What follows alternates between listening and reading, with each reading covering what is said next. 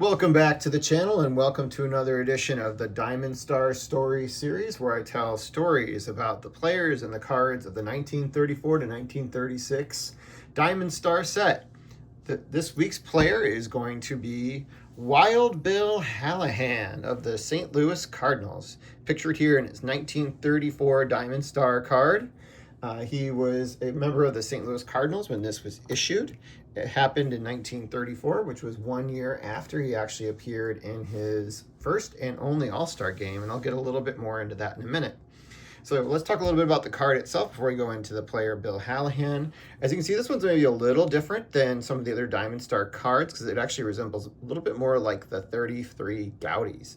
Because you don't have like a large grandstand in the background or a city skyline or a batter's cage or a fence of some sorts that kind of adds additional detail. There's no other players pictured here in the background. It's just simply the diamond. Him finishing his pitching motion and what can be perceived to be is maybe the skyline in the background, or maybe it's like the possible skyline or outline of a mountainous range in the background. But I find this card to be a little bit more simple in the Diamond Star set. It's probably one of the more simpler ones I've acquired to date. In comparison to some of the ones you see in the background over here that have a lot more detail and color in them. So this is a PSA 3. I picked it up over the early part of the summer. It's a 34 because it's got his 33 stats here on the back, in which he won 16 games and lost 13. He was 30 years old at the time this card was produced.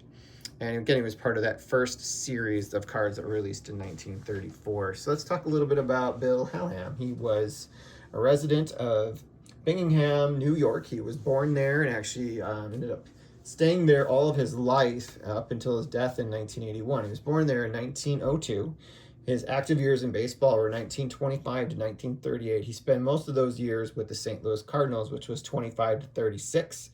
Then he was briefly with Cincinnati from 36 to 37 before concluding his Major League Baseball career with Philadelphia Phillies in 1938. After the time of his release from Major League Baseball, he played briefly with the Minneapolis Millers, but then retired. During his career, he was known as Wild Bill Hallahan because of not of his lifestyle, but because of his control. He had quite the fastball, and when he was in command of it, he was very dominant on the mound. But often enough, he was also very wild with it, as he led the league in walks 3 times in 1930, 31, and 33, and also led the league in strikeouts in 1930 and 31. Of note, he won 19 games in 1931, which was the NL leader at that point. And as I mentioned earlier, he was the starting pitcher of the 1933 All-Star Game, which was the inaugural All-Star Game held at Comiskey Park here in Chicago on Chicago's South Side. He gave up a home run in the 3rd inning to Babe Ruth. I believe it was a 3-run home run at that time. And he never made another All-Star appearance, but he did appear on 3 World Series championship teams, the first being in 1926. The next 2 were in 31 and 34. During his time, he was able to appear in 7 World Series games as a starter and had a 3-1 record with a 1.36 ERA. So he definitely was a big game pitcher, or the money pitcher when he was needed during those times. But otherwise, he had a career reputation of kind of being pretty wild and leading the league in walks many times, in addition to strikeouts, was kind of his reputation. Overall, in his career, he finished with a 14.1 WAR. He won 102 games, lost 94, had a 4.03 ERA, and struck out 856 guys in his career. Other things of note, he was worked for General Aniline and Film Company for almost 20 years after he retired in New York. He was known to kind of go and watch Little League games, and kids would often ask him to see his World Series rings, which he was more than welcome to, or more than happy to be able to share with them.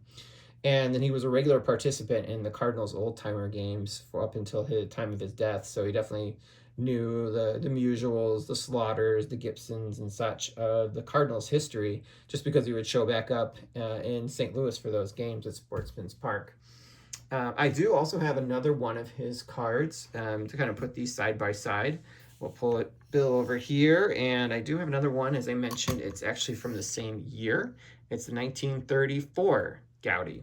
What I really like about having both of these, you can kind of see the comparisons and contrast of the set. right here side by side, and you kind of see like what kind of distinguishes the Gaudi cards is they always have like a Chuck Klein says or a Lou Gehrig says down here in the bottom, as they were kind of sponsors of the set, if you will. You know, the Chuck Klein ones are a little bit more scarce. I think there was some intention of having more cards released that year, but they didn't. Most of them say Lou Gehrig says on the bottom of these.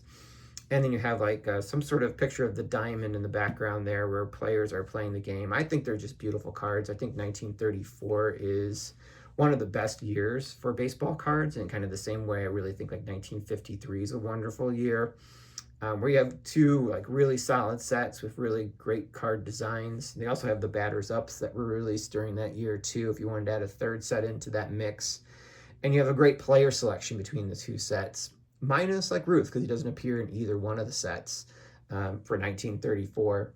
So that is Wild Bill Hallahan. I hope you guys enjoyed this chapter of the Diamond Star series. This is the last one for 2024. I'll be back in 2025 with some additional cards that I plan to share with you, and I hope to be able to continue to acquire a few more of these cards during the course of the next calendar year as I kind of continue to march towards its set's completion. So take care, everybody, and I'll be back soon with another video.